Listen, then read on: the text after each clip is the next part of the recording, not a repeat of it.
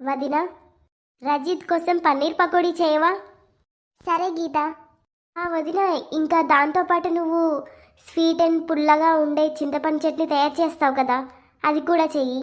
అతనికి సాస్ అంటే ఇష్టం ఉండదు. కొంచెం త్వరగా చేయి వదినా, అతనికి బాగా తినాలనిపిస్తుంది.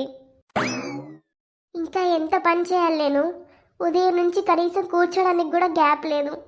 నేను ఇప్పుడే వంట చేసి వంటగది శుభ్రం కూడా చేశాను.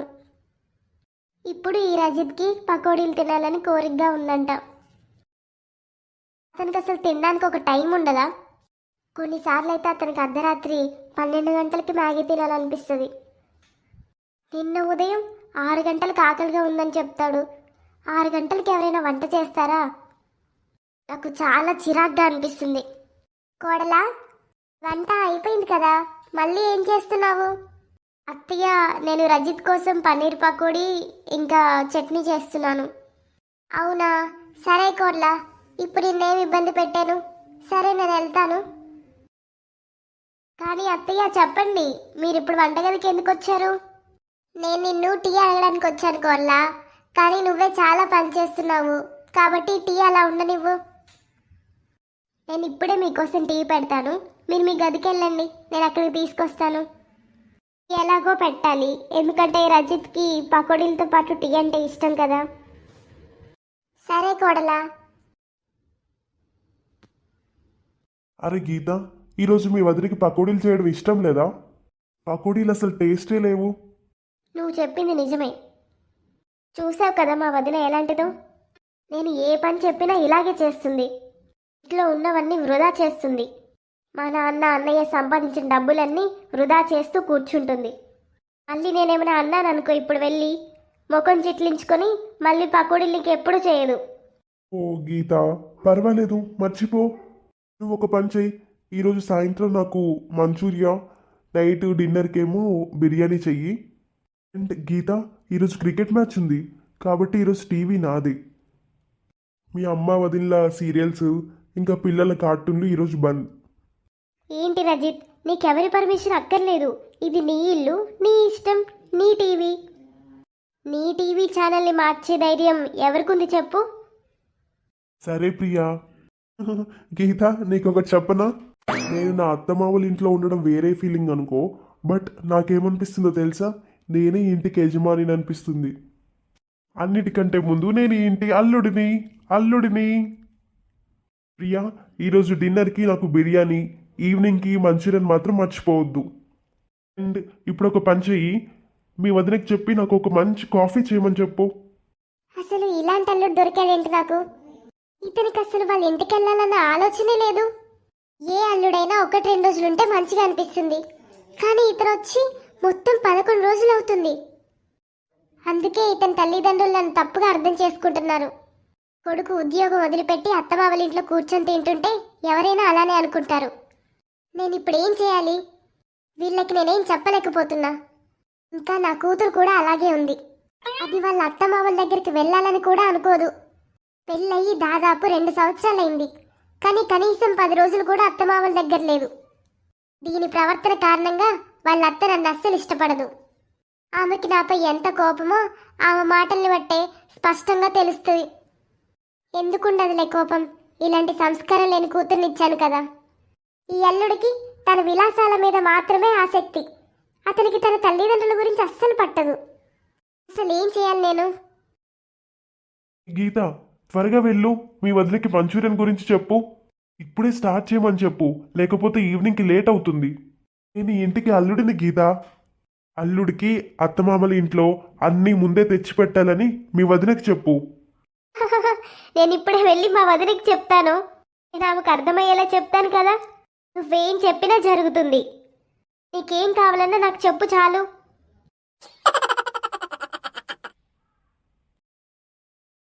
హలో స్వప్న, ఉదయం నుంచి నీకు చాలాసార్లు ఫోన్ చేశాను, ఒక్కసారి కూడా ఫోన్ తీయలేదు, కనీసం తిరిగి కాల్ కూడా చేయలేదు. అంత బిజీగా ఏం చేస్తున్నావు? నీకు తెలుసు కదా అమ్మా, రజిత్ ఇక్కడే ఉన్నాడని. అమ్మా, ఈరోజు నాకు కొంచెం కూడా టైం లేదమ్మా.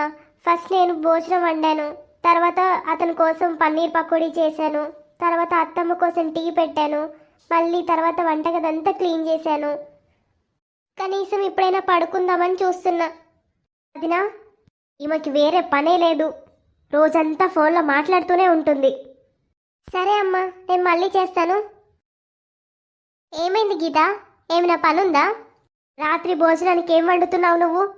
గీత, నీకు తెలుసు కదా నైట్ అందరూ ఇక్కడ పప్పు అండ్ చపాతీ తింటారని. అదే వండుతాను డైలీ వండుకునేది నువ్వే వండుకోవదినా. కానీ రజిత్కి మాత్రం సాయంత్రం మంచూరియా, నైట్కి బిర్యానీ చేయాలి. గీత, ఇవన్నీ ఇంకా నేను ఎన్ని రోజులు చేయాలి? నీకు కూడా తెలుసు కదా ఇవి డైలీ తింటే హెల్త్ పాడవుతుందని. రజిత్ 10 రోజులుగా ఇవే తింటున్నాడు. అయినా గీత, నేను చాలా అలసిపోయాను, ఇవన్నీ నేను చేయలేను.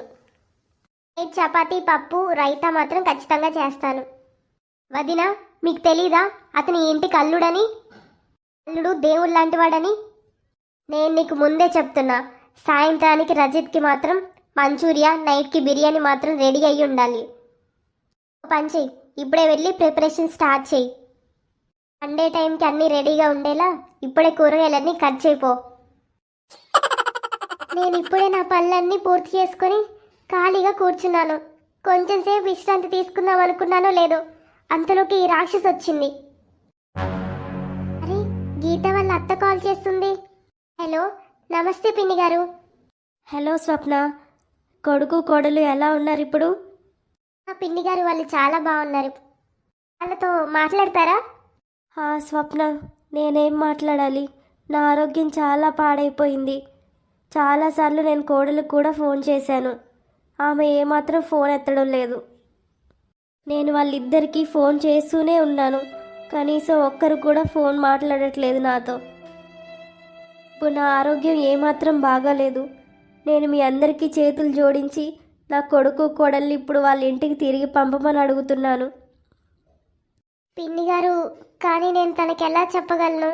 ఇవన్నీ చెప్పి తనని వెళ్ళమని చెబితే నా మీద చాలా కోపడుతుంది. స్వప్న, నాకు ఒక విషయం చెప్పు. ఆమె తన తల్లిదండ్రుల ఇంట్లో ఎన్ని రోజులు ఉంటుంది? ఆమెకి ఇంకెవరు వివరిస్తారు? నువ్వే చెప్పాలి స్వప్న ఇవన్నీ. నువ్వు చెప్పు స్వప్న, నువ్వు మీ తల్లిదండ్రుల ఇంటికి ఇన్ని రోజులు వెళ్తావా? తనని ఇలా అడుగు, తన తల్లిదండ్రుల ఇంట్లో ఉండడానికి పెళ్లి చేసుకుందా?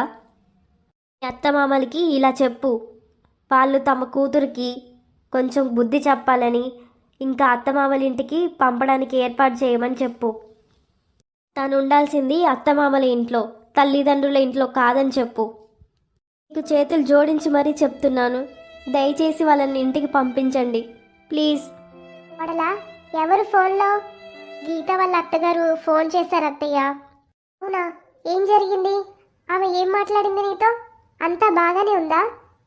అత్తయ్య, ఆమె చాలా అనారోగ్యంగా ఉంది, కొడుకు కోడల్ని త్వరగా ఇంటికి పంపించమని చెప్తుంది. అత్తయ్య, నేను గీతకి ఏమైనా చెప్తే నా మీద కోపంగా ఉంటుంది, మీరే చెప్పండి. పర్వాలేదు కోడలా, నేను తనతో మాట్లాడతాను. మా అత్త అనారోగ్యంగా ఉందని నీకెవరు చెప్పారు మమ్మీ? ఆమెతో ఎవరు మాట్లాడారు? ఆమె బాగానే ఉంటుంది. అరే గీత, ఎవరూ మాట్లాడలేదు, మీ అత్తనే స్వయంగా ఫోన్ చేసింది ఈరోజు. నువ్వు అసలు మీ అత్తతో మాట్లాడావా? ఒకసారి ఫోన్ చేసి మాట్లాడు. ప్రియా, నువ్వు వెళ్ళి ఇప్పుడు మీ అత్త మామలు చాలా జాగ్రత్తగా చూసుకోవాలి. చాలా రోజులైంది ఇక్కడికి వచ్చి. తర్వాత మీరే కదా వాళ్ళ గురించి ఆలోచించాల్సింది. ఒకసారి ఆలోచించు గీత, వాళ్ళకున్నది ఒక్కడే ఒక్క కొడుకు, అతను కూడా నీతో పాటే ఇక్కడే ఎక్కువగా ఉంటున్నాడు. వాళ్ళకి ఎంత బాధగా ఉంటుందో ఊహించుకో. ఇది నీ పుట్టిల్లు, కనీసం అల్లుడైన తన తల్లిదండ్రుల్ని జాగ్రత్తగా చూసుకోవాలి కదా. మమ్మీ, అత్తవయ్యుండి నీ అల్లుడు గురించి నువ్వే ఇలా మాట్లాడతావా? ఈరోజు నువ్వే ఇలా మాట్లాడితే రేపు నీ కోడలు కూడా ఇలాగే మాట్లాడుతుంది.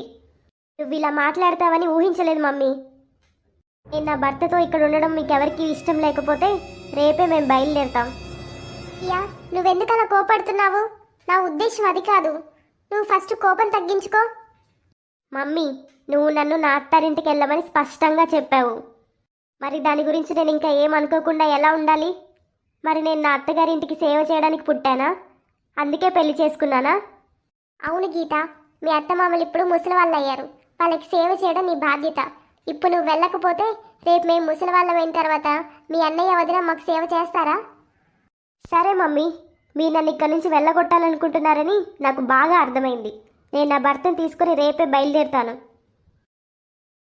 నా కూతురు ఎప్పుడు అర్థం చేసుకుంటుంది? తన వల్ల 2 కుటుంబాలు నాశనం అవుతున్నాయని తనకు తెలియట్లేదా? తన అన్న వదినలు ఏమీ అనట్లేదని ఇలా చేస్తుందా? వాళ్ళు మాత్రం ఇంకా ఎంతకాలం సహిస్తారు వీళ్ళ కోపాన్ని? నా కూతురు ఎలా బతుకుతుంది?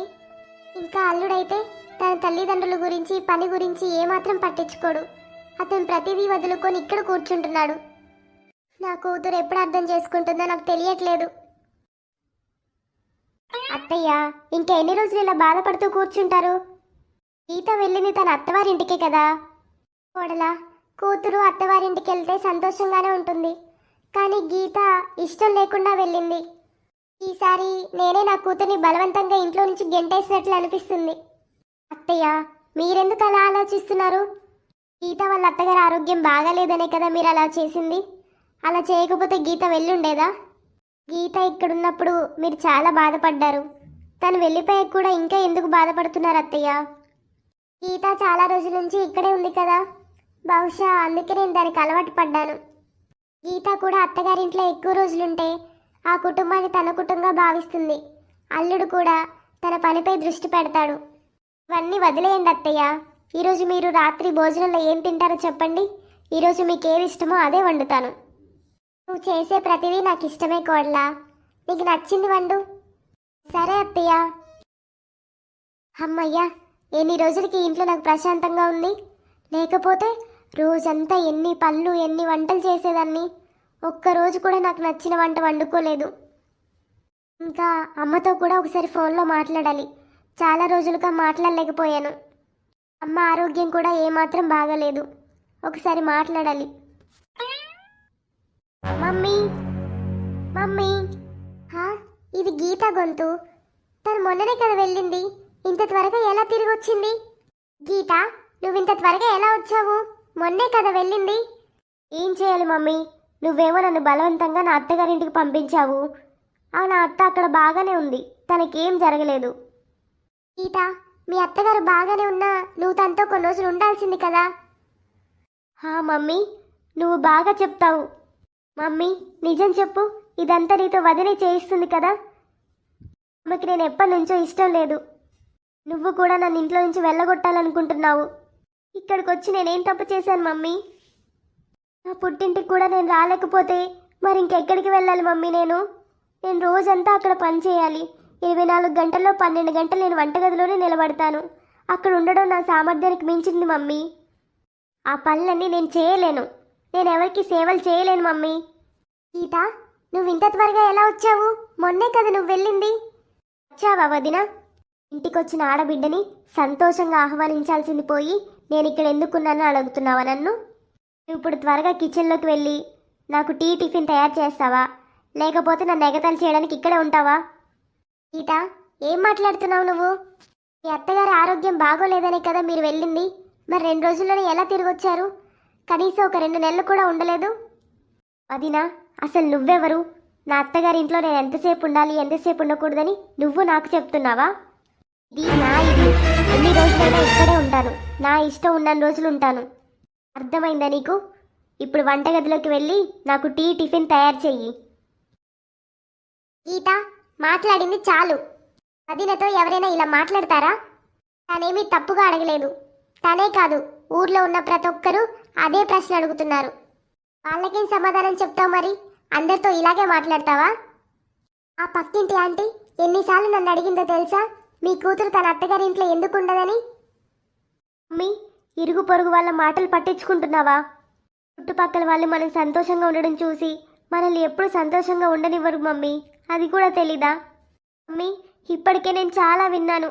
నేను ఇక్కడ ఉంటే నీకు చాలా ఇబ్బందిగా ఉంటే పర్వాలేదు మమ్మీ, నేను ఇప్పుడే ఇక్కడి నుంచి వెళ్ళిపోతాను. ఇక నేను ఎప్పటికీ నా పుట్టింటికి రాను. నేను మా అత్తమ్మ వాళ్ళ ఇంట్లోనే ఉంటాను. నేను అక్కడే పని చేస్తూ ఉంటాను. గీత, నేను చెప్పేది అర్థం చేసుకో. నిన్ను పుట్టింటికి రావద్దని నేను అనట్లేదు. కొంచెం మీ అత్తమామలు కూడా శ్రద్ధ పెట్టంటున్నాను. అవును మమ్మీ, నాకు అర్థమైంది. నేను మా అత్తగారింటికే వెళ్తాను. నేను అక్కడే చనిపోయినా ఆ వార్త కూడా మీకు ఇక్కడికి చేరదు. నాతో అక్కడ పగలు రాత్రి పని చేయిస్తారు.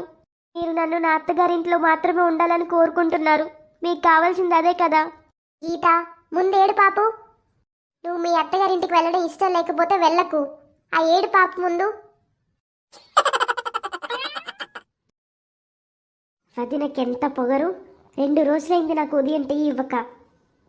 ఆవిడ గురించి మమ్మీతో మాట్లాడాలి. నా ఇంటిని నేను ఎలా కాపాడుకోవాలి? కోడలు కూతురు మధ్య ఎప్పుడూ ఏదో ఒక గొడవ. గీత అయితే ఒక్క మాట కూడా వినదు, అన్నిటికీ రివర్స్ మాట్లాడుతుంది. గీతకు అసలు అత్తగారింటికి వెళ్ళాలన్న ఆలోచన లేదు. అల్లుడైతే అసలు వాళ్ళ అమ్మ నాన్నలు కూడా పట్టించుకోడు. నాకు భయంగా ఉంది. అసలు నేను దీన్ని ఎలా ఎదుర్కోవాలి?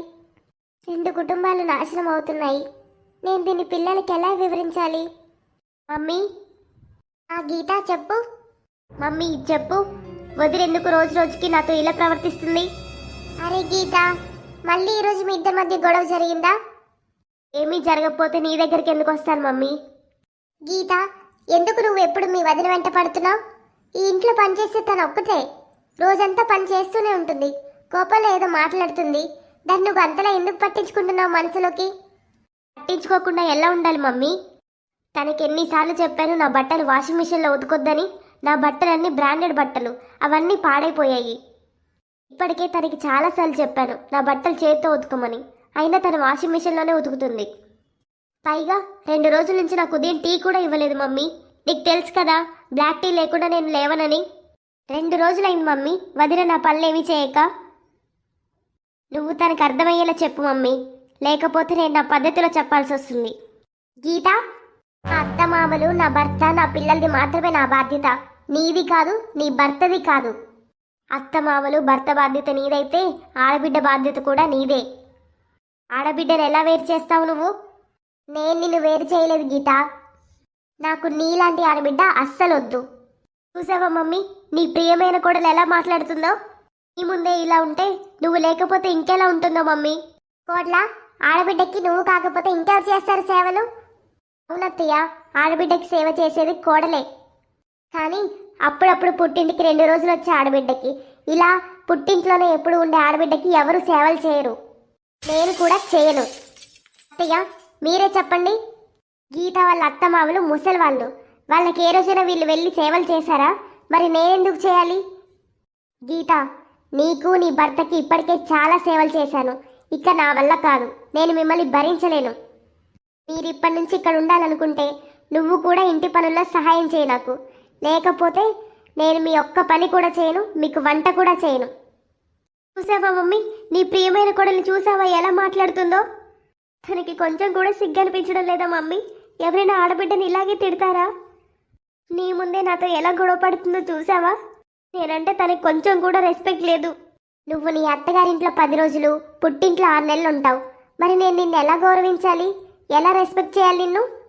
కనీసం నువ్వు ఒక్కదానివే ఉన్నా పర్వాలేదు, నీ భర్తను కూడా నీతోనే ఉంచుకుంటావు. మరి నేను అతనికి ఎందుకు సేవలు చేయాలి? అన్నిటికంటే నీ భర్తకు కూడా తల్లిదండ్రులు ఉన్నారు.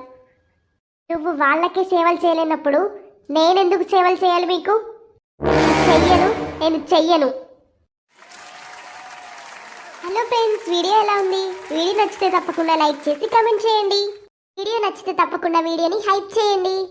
సబ్స్క్రైబ్ చేసుకోవడం మాత్రం మర్చిపోకండి.